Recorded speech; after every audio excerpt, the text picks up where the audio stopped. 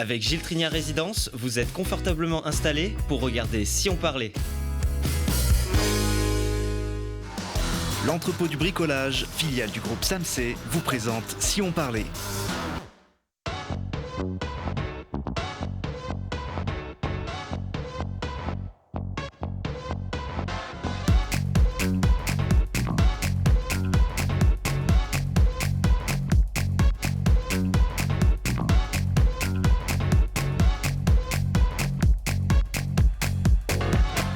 Allez, bonjour à tous, bienvenue dans Si on parlait, l'émission qui vous donne la parole chaque jour pour savoir ce qui se passe près de chez nous. Et aujourd'hui, on a une visite un petit peu surprise sur ce plateau. J'ai le plaisir d'accueillir deux drag queens, c'est la première fois dans cette émission. Bonsoir.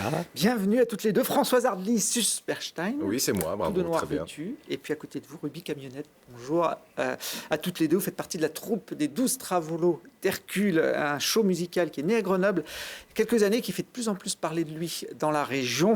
On en parlera avec vous au cours de cette émission. Dans un autre style musical, je me tourne vers Benjamin Tanguy. Bonjour Benjamin. Bonjour. Directeur artistique de Jazz à Vienne. Là, c'est plutôt les vieilles pierres du théâtre antique qui vont vibrer au son de la musique de cette 41e édition qui se profile pour le début de l'été en Isère. On fera le point aussi sur cet événement majeur du calendrier de la région. Et puis il a joué sur toutes les scènes du monde et même sur celle de Jazz à Vienne et bien d'autres. Mr. Matt, bonjour Mr. Matt. Salut. Content de t'avoir sur ce plateau, le bluesman le plus célèbre de Chartreuse,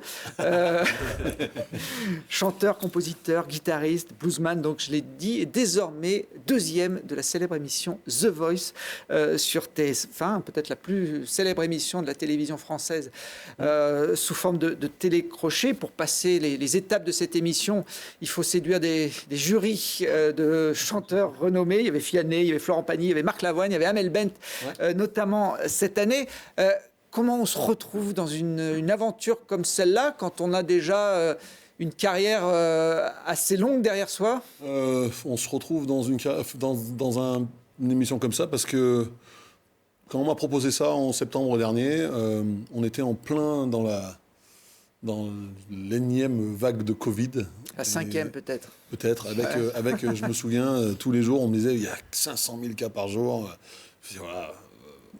Et puis ça m'a décidé de me dire pourquoi pas finalement. Pourquoi pas, je me lancerai pas ce défi. Comme ça j'existe quelque part, on savait pas où ça allait ce Covid et tout ça.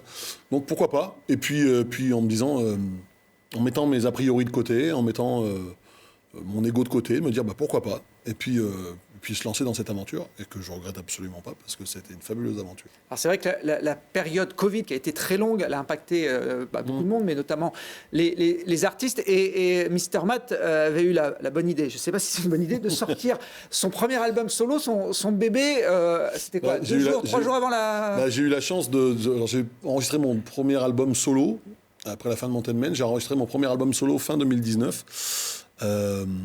Et au niveau timing, c'était magnifique parce que j'ai fait Taratata le 13 mars. Ouais. Ma tournée devait commencer le 14 mars, ça a été annulé. Le 16 mars, nous étions confinés.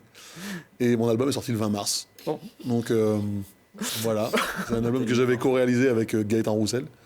Et ça s'est arrêté plus vite que prévu. Ouais. Et ouais, alors sortir, effectivement, on ne pouvait pas le prévoir à l'avance. On voit d'ailleurs quelques images d'un des titres de cet album, un désespérément optimiste, qui aurait dû être qui a été le single, phare, mais qui était le single.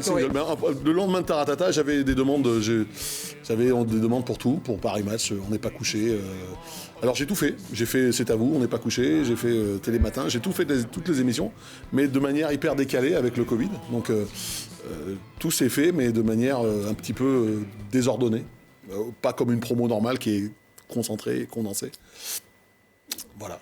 Il a fallu faire avec on a fait tous avec. Cet aléa que personne ne pouvait anticiper, mais c'est vrai que le timing méritait d'être rappelé quand même. Finalement, grâce, entre guillemets, à cette période un peu compliquée, vous avez tenté une aventure dans un registre qui n'est vraiment pas le vôtre. The Voice, c'est d'habitude, on a plutôt l'habitude de voir des jeunes artistes qui veulent justement se faire une place. Je suis un jeune artiste. C'est moi le plus jeune de tous. Oui, j'ai pas le profil type de quelqu'un qui va dans cette émission. Même par rapport à ce que je propose musicalement et tout ça, mais la preuve qu'il y a de la place pour tout le monde, justement. La preuve qu'il y a de la place pour tout le monde, et ils m'ont laissé être qui je voulais. Ils m'ont laissé faire ce que je voulais. Et je les remercie grandement d'ailleurs. Et puis, bah voilà, ça, en plus, j'ai eu la chance d'avancer le plus loin possible dans cette aventure. Ouais. C'est magique, quoi. Vous étiez le premier cadre à atteindre la finale de The Voice. Ils n'en avaient pas eu depuis que l'émission existe. Alors, il y a des milliers de prétendants chaque année pour passer sur Je crois que c'est 30, ils reçoivent 30 000 candidatures. sur le plateau de TF1. Tous n'arrivent pas, ne serait-ce que dans les premières étapes de cette émission qui est diffusée en prime time le week-end avec des millions et des millions de téléspectateurs. Et puis donc, ce jury qui vous découvrez là sur ces images, c'est la première fois qu'ils vous entendez chanter. Bah là, c'est la première fois qu'ils m'entendaient chanter, moi, je pense. Ouais.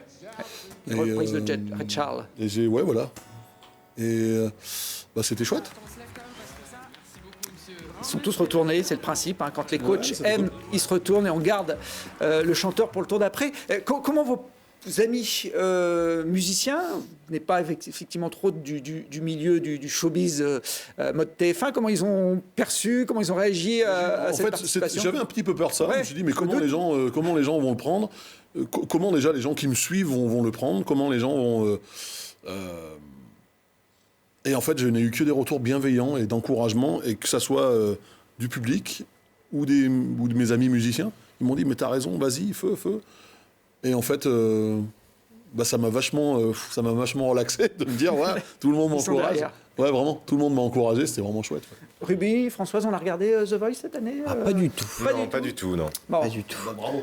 Ouais. C'est vrai que moi, je n'ai pas la télévision. Ah oui, Moi non plus, ça- j'ai ça- pas la ça- téloge. Ça aide pas. Sans la Ouais. télé, effectivement, c'est plus Je suis un peu compliqué. d'un autre temps, alors Oui. voilà. C'est vrai que c'est pas... Voilà, mais non, ça m'est arrivé des fois de regarder, mais assez peu. Bon, des millions et des millions de téléspectateurs, ça remplace pas non plus l'expérience de la scène. Vous en avez fait des concerts, des centaines et des centaines au cours de... Bah, je pense que De votre carrière je dois être pas loin d'avoir fait un peu plus de 1000 concerts. Ah oui.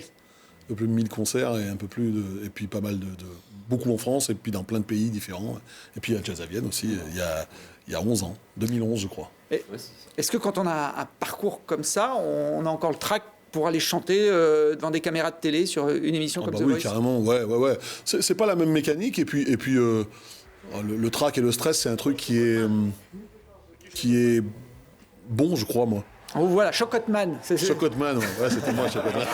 C'était pas pour la caméra, c'était vraiment... Non, Chocotman, non, mais c'est vrai, tu gardes un espèce de... Là, pour le dernier prime, j'étais plutôt excité et j'avais vraiment envie d'y aller, quoi. Mais c'est une forme de trac et de stress, quoi, bien sûr. Et bien sûr que c'est quand même bon de garder ce... De toute façon, je crois que même si je voulais pas, il serait là, quoi.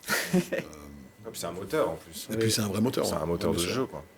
Alors ça a duré des semaines, des mois même, cette Ouais, cette on a émission. commencé les tournages fin décembre et ça se termine là, il y a maintenant. Là. Ouais, donc plusieurs mois. Vous avez senti votre notoriété évoluer au fil des émissions, Matt? Ah bah clairement, ouais. Clairement, parce que ça m'est arrivé qu'on m'arrête un peu dans la rue, mais là, on m'arrête tous les 1 mètre. Oui, là, oui, on sent vraiment une vraie différence dans c'est ce qu'on disait tout à l'heure, au niveau des réseaux sociaux, c'est exponentiel. Je pense que les couvertures réseaux sociaux augmentent de 3000%, je crois. C'est monstrueux. Enfin, c'est vraiment monstrueux. Après, mais bon, que des gens hyper bienveillants et bah, les gens sont super. Alors, ça va se tasser un petit peu, voilà, mais les gens sont super gentils, même super fiers finalement, parce que voilà, moi, je suis pas beaucoup dans le coin, mais quand je viens là, les gens sont super fiers parce que c'est la région. Ouais, vous êtes clairement identifié Bah ouais, comme je suis d'ici, moi. un Je viens de Grenoblois, là. un Chartreusin, je disais. Vous étiez Chartreuse, de Voiron, de Grenoble. Ouais, c'était marqué d'ailleurs, Voiron. Et les gens sont super fiers de ça, quoi. Donc c'est chouette. Et, alors, ce nouveau public, vous a entendu chanter du Goldman, du Brel, du Cabrel, Red Charles, on l'a vu. Johnny, vous savez combien vous en avez chanté de chansons là, pendant cette aventure? J'en ai chanté 5, 6, 7, je sais plus. Qui les choisissait? C'est vous qui choisissiez J'ai les choisi. chansons Ouais, moi j'ai choisi à chaque fois en étant. C'est aussi un télécrochet. Il faut essayer de jouer le jeu de cette émission. J'ai chanté des choses que j'aurais pas forcément chantées avant, mais j'ai toujours amené des chansons et en étroite discussion avec Vianney et avec les gens de la prod et ils m'ont toujours fait confiance et il n'y a que la dernière chanson, c'est Vianney qui me dit vas-y fais ça, la dernière chanson de Goldman. Je n'étais pas parti dans ma tête pour faire du Goldman. Et puis voilà, mais ça l'a fait. J'ai essayé de le ramener à moi et j'ai essayé de tout ce que j'ai chanté, de le ramener à ce que j'étais. Et c'était très chouette. Vianney qui était votre coach, hein, parmi les membres du jury, chacun s'attribue quelques-uns des chanteurs qui lui ont tapé dans l'œil et puis il vous a suivi jusqu'au bout. Vous avez une relation particulière avec lui? Ouais, carrément, une relation très hyper amicale. Carrément. Bon, alors j'ai pas le petit extrait de Goldman, moi j'ai choisi un autre qui a bien marqué aussi les téléspectateurs. C'est un extrait d'une chanson que tout le monde connaît, d'Edith Piaf. Non, rien de rien. Non, je ne regrette rien. Ni le bien qu'on m'a fait, ni le mal. Tout ça m'est bien égal. Bon, vous l'avez dit, vous ne regrettez pas. Hein. J'adore. J'adore. Bah, c'est une chanson tellement incroyable. C'est tellement une chanson incroyable. Je pense que ça doit faire partie des 10 chansons de la chanson française, quoi. Et j'étais content de chanter ça. Puis le texte me collait vraiment à la peau. Vraiment, ouais, carrément. Alors, la finale s'est déroulée le samedi 21 mai en direct, un duel atypique entre le premier cadre arrivant en finale de cette émission depuis la création de The Voice. Même Nico, je lui dis à un moment, je suis jeune quand même. Et puis en face, il y avait une jeune chanteuse, 16 ans, là aussi c'était une première aussi jeune. Alors, puis l'âge d'avoir votre fille, vous avez 27 ans d'écart, on voit le verdict à ce moment-là. Il y a encore une chance que vous remportiez l'émission. Je ne suis jamais parti avec ce truc dans cette optique-là. Je me suis dit, chaque étape, c'est bonus, vas-y. Je suis très content qu'elle ait gagné, la petite jeune. Elle s'appelle Nour. Alors elle, pour le coup, c'est un vrai produit de télé. Elle avait fait The Voice Kids avant, etc. Bon, elle n'a pas encore une expérience très, très concrète de la scène. Qu'est-ce qu'on gagne quand on remporte The Voice? En fait, en allant dans The Voice, on signe un espèce de pré-contrat qui nous oblige à suivre une espèce de, pas de procédure, mais le contrat, c'est une espèce d'accord tacite qui, elle, va l'obliger à faire un album avec une maison de disques et TF1, et voilà. Et vous, en lauréat en numéro 2? Rien, je tombe pas sous le prix de ce contrat, et c'est bien. J'ai l'impression que ça vous arrange. Après, oui, carrément. Vous avez la notoriété sans les obligations, finalement. Exactement. Et puis, en plus, moi, j'avais déjà fait 2 albums avec Universal, et du coup, on est en train de relancer pas mal de choses. Pas mal de choses bougent aussi, en étant beaucoup plus libre que ce contrat pré-signé. Donc, moi, dans ma tête, j'ai clairement gagné. Et il y aura forcément un prochain album qui devrait... Il y a pas mal de choses qui sont en train de se préparer très très vite. Ouais. Toucher pas mal de monde. Alors TF1, bon, des fois des précurseurs, mais pas tout le temps. Nous, on a une petite image que j'ai retrouvée dans les archives. Alors, je suis allé loin. Matt, nous, on n'était même pas nés, la gagnante de The Voice à l'époque où, du premier passage télé... Oh la vache En octobre 2004. C'est moi, ça? Oui, il n'y a pas le chapeau, effectivement, à l'époque. Suite à ce concert, on a réussi à taper le bœuf un petit coup à la fin, quoi. Et puis, il s'est trouvé qu'un mois après, on rentrait en studio et qu'on enregistre cet album. C'est énorme. Je les veux, ça. Voilà, c'était en décembre 2006. Décembre 2006, donc ça veut dire que... Il y a 16 ans, pratiquement.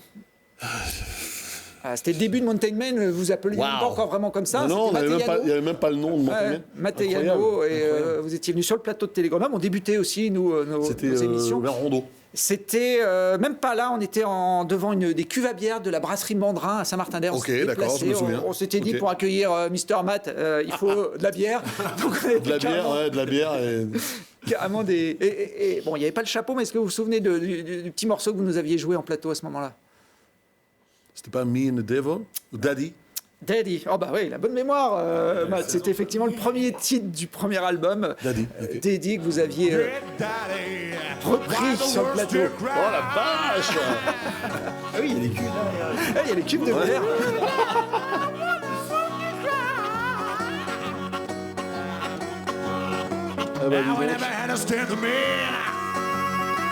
Oh, we're Même gonna Yann, il be est the jeune. big storm, the sun and the rain, yeah.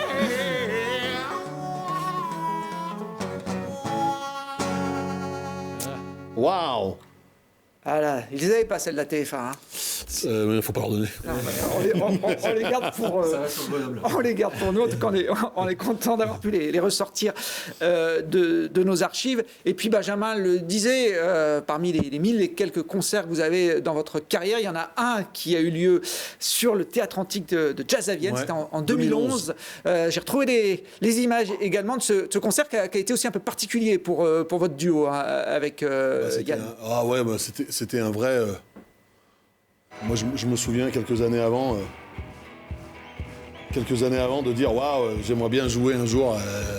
Je crois que j'avais vu un plateau, il y avait Taj Mahal et B.B. King, et de me dire, c'était 2006, un truc comme ça, de me dire waouh, un jour je jouerai sur cette scène quoi. J'avais deux rêves, c'était de jouer au Théâtre Antique à Vienne et puis à l'Olympia, et puis les deux se sont faits, voilà.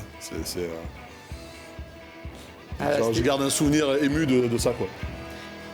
2011, je crois que d'ailleurs Benjamin, le concert s'était poursuivi après, en dehors de la scène, il y avait des fans de Mountain Man qui avaient essayé de les retrouver un peu ailleurs.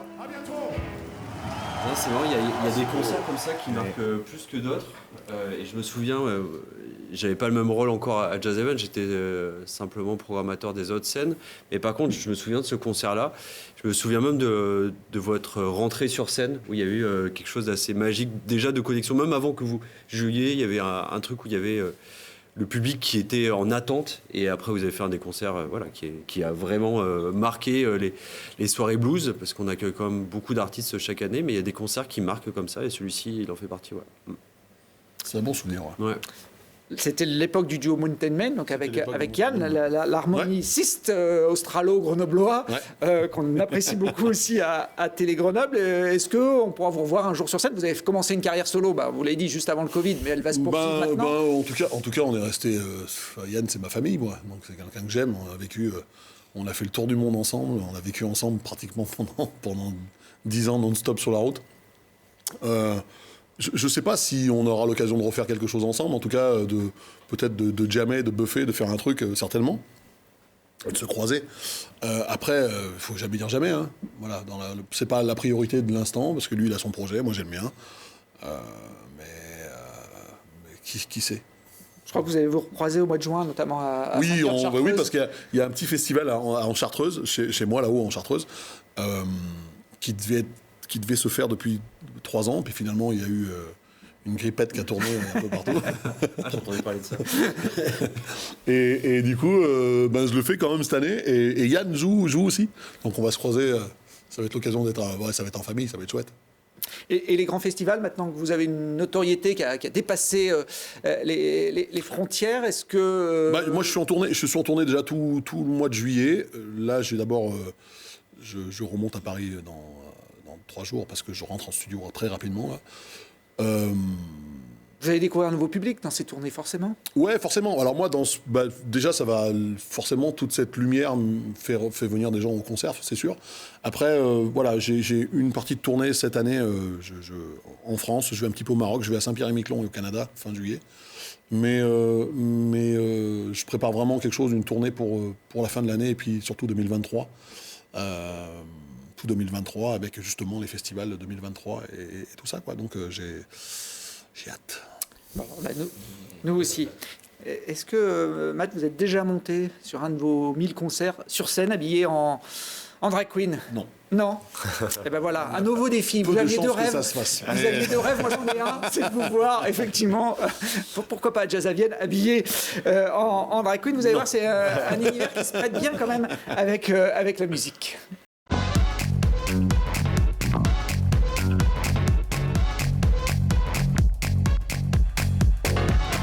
Allez, je vais vous faire découvrir une troupe pas comme les autres, composée de garçons qui ont choisi de se travestir pour le show. Alors j'ai Françoise et Ruby qui sont les représentants de cette troupe qui s'intitule les 12 Travelots d'Hercule. Il y a évidemment un petit jeu de mots, Françoise. Hein, exactement. Ça ne va pas échapper oui. non plus. Combien on met temps pour se faire une beauté quand on vient sur un plateau de télé Bien 2 heures. Hein. Oui, ça dépend du rush, ça dépend de l'heure de la journée, Oui. ça dépend de, voilà, De la fatigue. de l'humeur. Mais généralement, c'est autour d'1 heure et demie, 2 heures. Voilà. Là, on a dû faire vite parce que c'était le matin et que c'était. Voilà, donc. Il y a une bonne couche quand même. Il y a quand même Oui. une bonne couche, oui. On ne voit plus la peau, normalement. C'est quoi, Ruby, la définition d'une drag queen Alors, je vais plutôt laisser répondre Françoise parce que. Oui, Il y a alors, une hiérarchie dans votre, mais dans votre duo. si vous voulez, la drag queen, c'est beaucoup de choses en fonction des points de vue de chacun, de comment chacun aborde cette performance artistique. C'est une performance de genre, c'est-à-dire que c'est vraiment une manière de... un des rares endroits où on peut performer le fait que nous sommes tous à la naissance assignés hommes, assignés femmes, etc. Et se dire, et si c'était pas aussi simple que ça, et si c'était un peu plus absurde que ça, et si d'un coup, si je dis, bah voilà, ce soir je suis madame, qu'est-ce que ça change qu'est-ce que ça produit en face? Est-ce que ça change beaucoup de choses ou pas?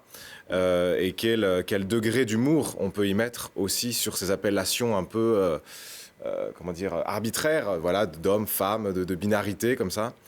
Et la drag queen vient, comment dire, exploser un peu tout ça, mettre beaucoup d'humour là-dedans, raconter aussi, alors ça, chacun le fait à sa manière évidemment, mais raconter aussi notre société aujourd'hui. Voilà, nous dans le spectacle, on écrit beaucoup, on parle beaucoup on compose et on écrit donc sur l'aujourd'hui, quoi. Et donc c'est un biais un peu pour une expression un peu grande, quoi. Enfin, c'est une expression qui va se faire, c'est un peu un soi démesuré, quoi. C'est un peu quelque chose qui va venir exploser un peu les murs dans lesquels on est un peu dans le quotidien, quoi. En tout cas, ça fonctionne très bien en mode spectacle. Il y a des costumes, il y a des jeux de scène, il y a des personnages que vous incarnez.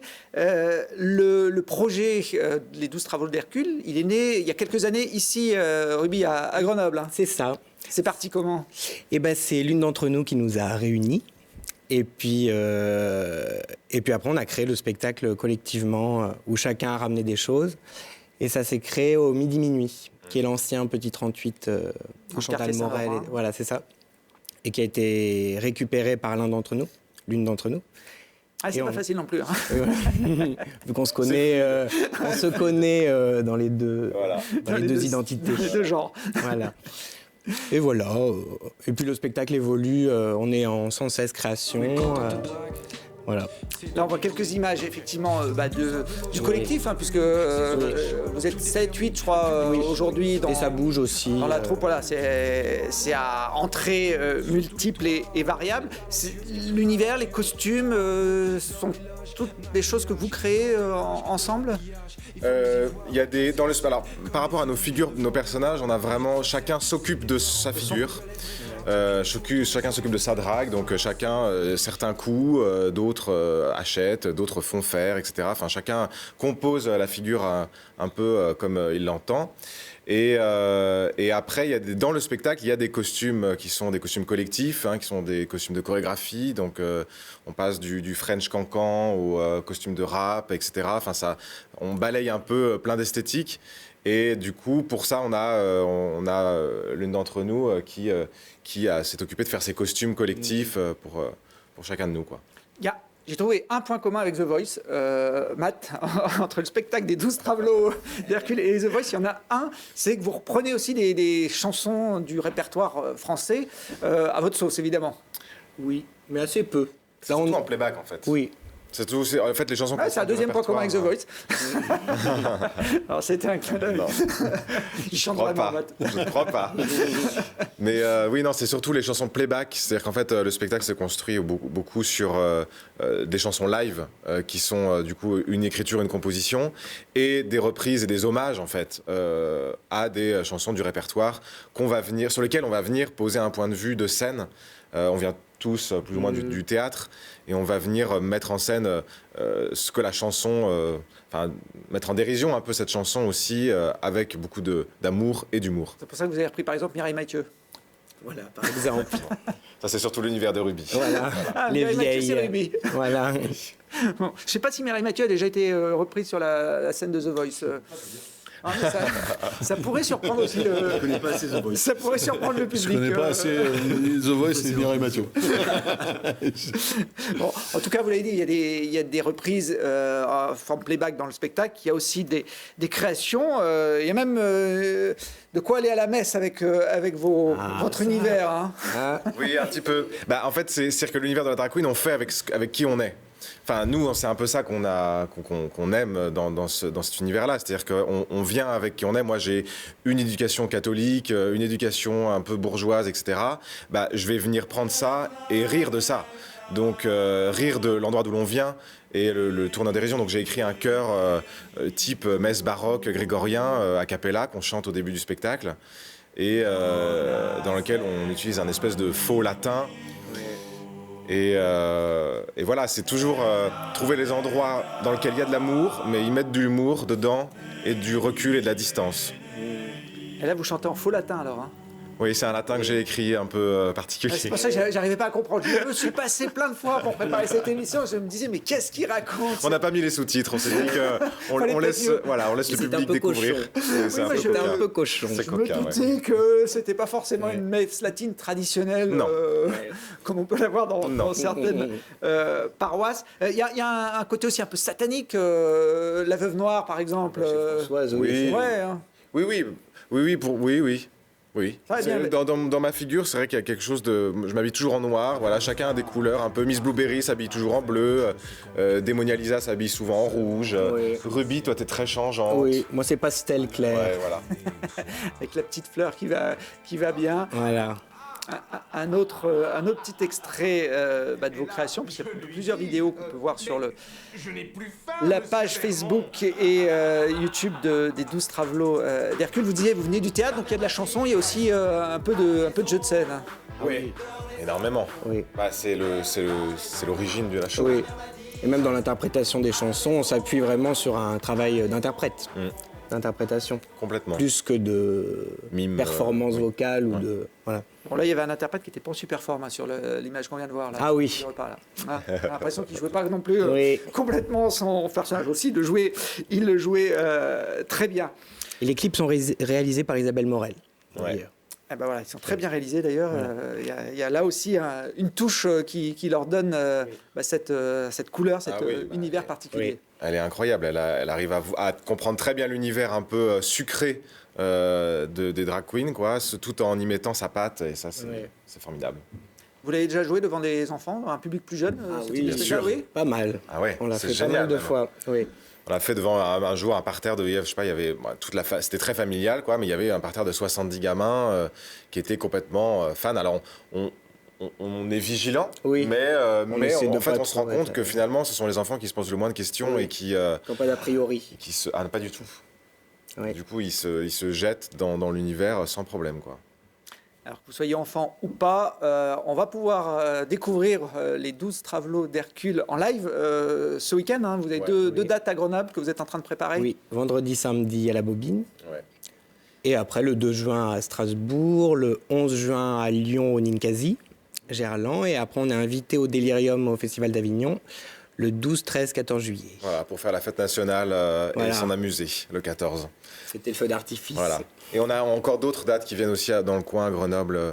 l'Odyssée. Voilà, l'Odyssée à Ibin. Et ailleurs aussi, mais je ne après, sais plus. ça se construit petit à petit. Les 12 Travelots d'Hercule, on peut venir déguiser à vos spectacles Alors vous venez, Comme mais alors, vous voulez. comme vous voulez. C'est comme un McDo. Oui. Eh ben voilà, ça fait effectivement une bonne formule pour attirer du monde. Au festival de jazz à Vienne, l'univers des drag queens, ça pourrait se marier, On est Benjamin? ouvert à beaucoup de styles de musique. Après, notre ADN, c'est le jazz. Après, on est ouvert à des artistes de tout genre. Donc, pourquoi pas, hein. Pourquoi pas, hein. Ah, là, c'est vrai qu'on est très tourné. Alors jazz, j'irai pas jusque là. Ça dépend des titres encore que, mais c'est quand même très chanson. On s'inspire beaucoup De la vieille chanson. de la vieille chanson française, Qui mais raconte des histoires. aussi voilà, il y a Chipo La Tata qui fait aussi du rap. Il y a Señora Demonia Agostina Lisa qui utilise beaucoup d'instrus, qui compose beaucoup par le biais de la MAO. Enfin, donc il y a une diversité un peu de musique et de style qui est large. Donc bon. Vous tournez à la fois dans un réseau théâtre, mais aussi en fait un réseau musique, parce que on fait le ouais. Ninkasi, par exemple, c'est on fait scène-concert. De plus en plus scène-concert, en fait. Parce que, finalement, ce qu'on voulait, ce qu'on veut de plus en plus, c'est chanter, donc, et composer et créer. Donc, voilà. Eh ben merci, et je désespère pas, peut-être dans une ou deux éditions, puisque Benjamin a l'air quand même un petit peu intéressé de voir je suis curieux, au Théâtre Antique de Vienne. En plus, c'est la même époque, ça pourrait fonctionner.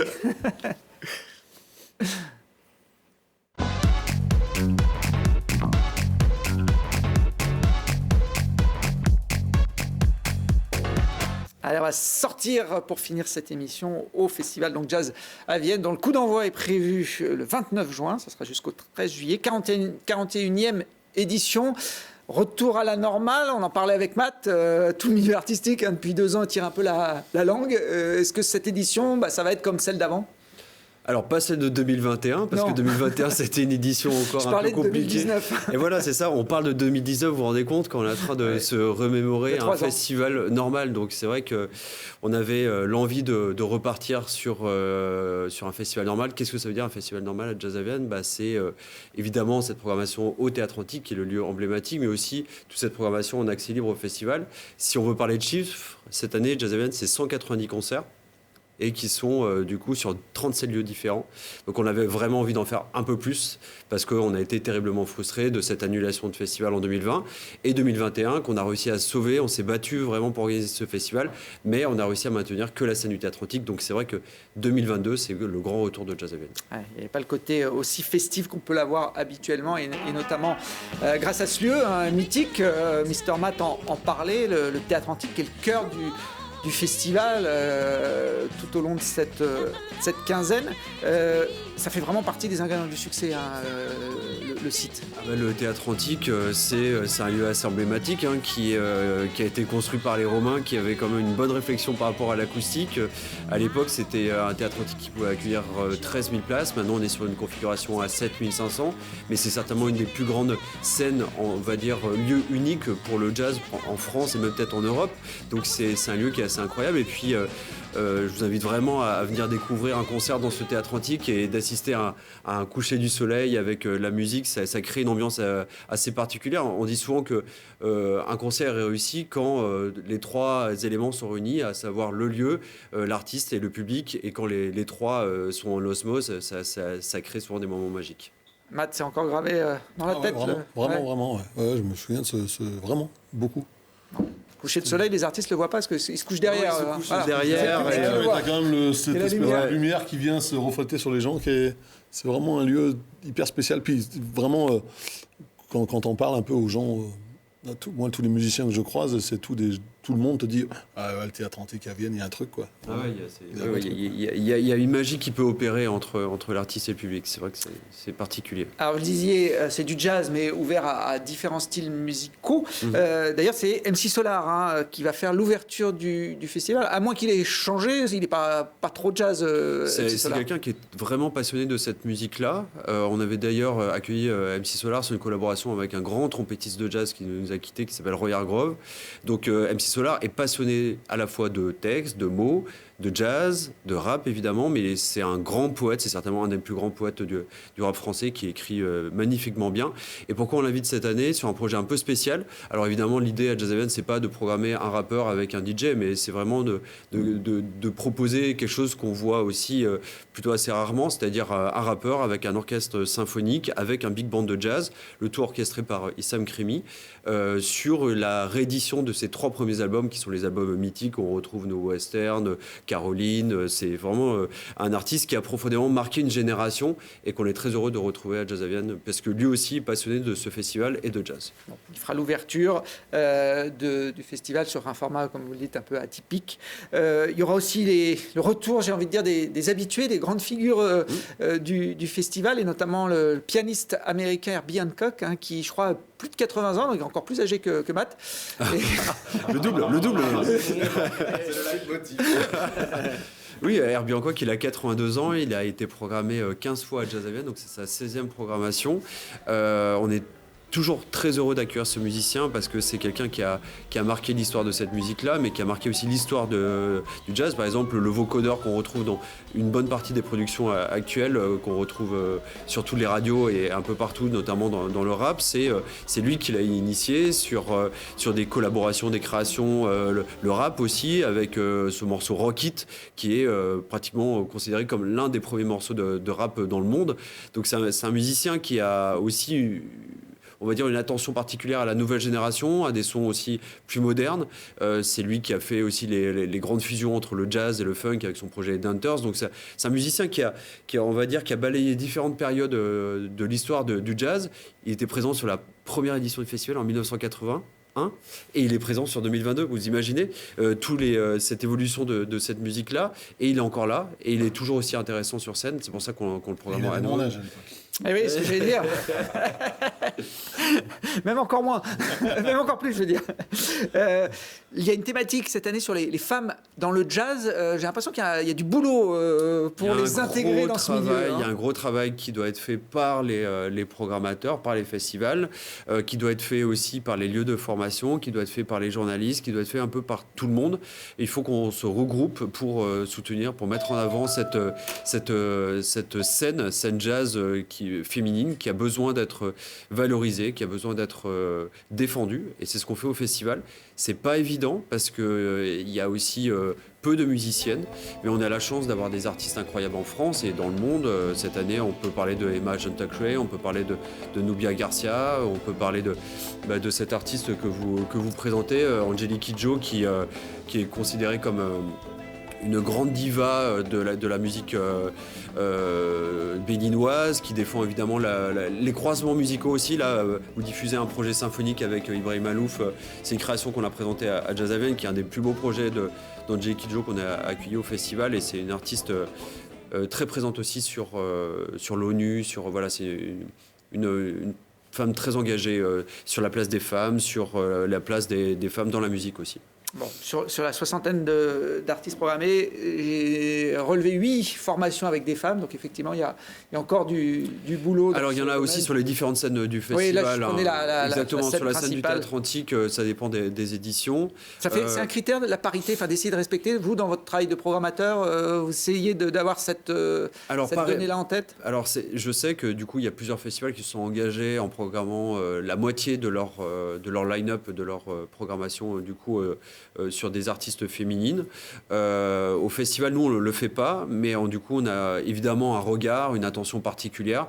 Ce qui est notre critère premier, c'est déjà la qualité musicale, l'équilibre aussi par rapport à, vous savez, une programmation d'un festival, c'est toujours un équilibre entre à la fois des grands maîtres de cette musique-là, la nouvelle génération, évidemment les artistes féminines, mais aussi défendre des artistes caribéens, des artistes de différents continents, et c'est ça aussi qu'on essaie de faire au festival. Donc évidemment que de défendre la scène jazz féminine, c'est très important. Voilà, quelques images là, d'une de ces artistes féminines qui sera présente cette année, la franco-brésilienne Flavia Coelho. C'est une artiste qu'on a accueillie en 2019 sur un projet aussi de création qu'on avait fait avec Manu Dibango sur une très belle présentation d'un de ses rêves, un de ses derniers rêves qu'il a pu réaliser, c'est-à-dire d'associer la musique africaine avec le jazz et la musique classique. C'est ce qu'il a fait en 2019 et il avait accueilli 2 artistes féminines, la chanteuse franco-brésilienne que vous citiez, Flavia Coelho, et une bassiste ivoirienne qui s'appelle Manu Gallo. Lui aussi avait vraiment envie de mettre en avant cette génération-là et ces musiciennes-là. Donc voilà, c'est une artiste aussi qu'on est très heureux d'accueillir au festival. Ouais, Manu Dibango, qui a été un des artistes victimes malheureusement du Covid, qui est disparu il y a un an. Bon voilà, c'était mon petit côté, on est dans la période des législatives, on nous demande la parité, etc. Donc je me suis dit, il n'y a pas de raison que dans la culture aussi, on leur impose pas un peu de parité. Mountain Man a essayé pendant 10 ans d'être paritaire dans le duo, puis ça n'a pas fonctionné. Hein. Non. 40 ans d'émotion jazzavienne, c'est un des livres qui sera aussi proposé au public pendant ce festival. C'est un livre qu'on a sorti l'année dernière pour marquer un peu le coup, parce que en fait on devait marquer notre 40e anniversaire en 2020. On a décalé cet anniversaire sur 2021. On voulait associer aussi une exposition qu'on n'a pas pu faire sur 2021 mais qu'on va pouvoir faire sur 2022. Et en effet, c'était l'idée de se plonger dans les les souvenirs de Jazz à Vienne, de 1980 sur l'année 0 jusqu'à 2020. Et en effet, de montrer toute la diversité de cette ouverture de la programmation du festival au blues, aux musiques africaines, aux musiques brésiliennes, musiques cubaines, et puis voilà, les plus grands noms qu'on retrouve de cette programmation. Et puis, en fait, l'idée que les festivaliers puissent retrouver peut-être un concert qui les a marqués sur telle ou telle édition. Et c'est un travail qu'on a fait à quatre mains avec Vincent Vessière, qui a signé du coup l'écriture des textes. Et puis on a été se plonger dans les photos. On a 30 photographes qui nous ont présenté leurs photos. On a dû sélectionner, c'était un gros travail. Voilà. Attention aux égos, hein. Peut-être dans le jazz, ils sont moins forts qu'ailleurs, mais bon. Puis pour finir, un petit clin d'œil, alors ça, c'est nouveau, un album Panini, hein, comme on l'avait pour le foot ou pour d'autres sports, vous le déclinez en version festival. Bah ouais, c'est l'histoire de génération, c'est-à-dire qu'on est plusieurs à Jazz à Vienne à avoir grandi avec les albums Panini, que ce soit pour le football ou pour le basket. Et donc du coup, voilà, on a voulu faire un objet un peu collector, un peu unique, un peu original. On est le premier festival à se lancer là-dedans. Je sais qu'il y a d'autres festivals qui vont certainement le faire parce qu'ils ont trouvé l'idée hyper sympa. Voilà, faut coller les photos des artistes. Et l'idée, c'est en fait, vous allez pouvoir retrouver les pochettes avec les photos. Et l'idée, c'est que dans l'enceinte du Théâtre Antique, les gens puissent s'échanger les photos, comme à la grande époque, à l'école primaire, où on s'échangeait les photos exactement, les cartes triples, Pokémon. On se retrouvait 4 fois avec le même joueur. Ouais, c'est toujours ça, exactement. Et ben voilà, une petite idée originale, effectivement, en version festival. J'avais jamais vu ce type de produit. Ça donne des idées. On pourrait le faire aussi avec les 12 travelots d'Hercule. Je suis sûr que pourrait y avoir des photos intéressantes. Oui, c'est ça. Merci en tout cas à tous les 4. Merci. Bonne continuation pour vos projets respectifs. Faites attention en sortant de l'aéro de Grenoble. On ne sait jamais. Merci. Et puis, On monte la culotte et ça part en courant. Hein. et nous, on se retrouve très vite pour d'autres aventures.